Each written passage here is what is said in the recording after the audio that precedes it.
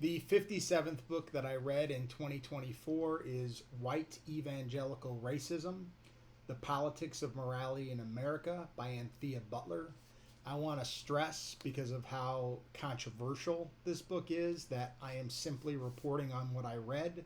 I am in no way advocating this book, nor do I necessarily believe the ideas that are in this book. I do think it's extremely interesting.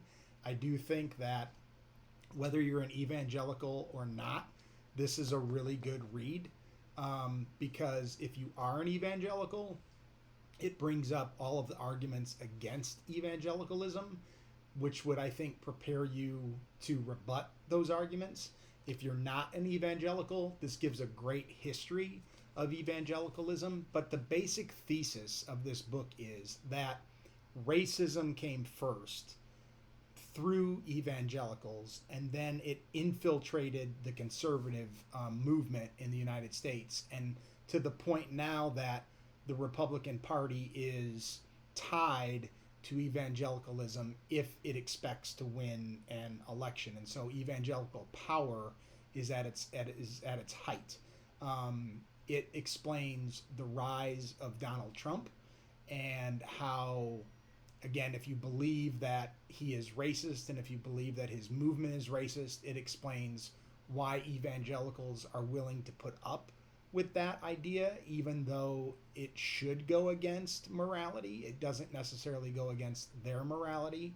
It talks about how evangelicals at first were anti integration. And then once schools became integrated and once everything else became integrated, they moved on to abortion, and then they moved on to same-sex marriage, and now they're just looking to hone the power that they already have.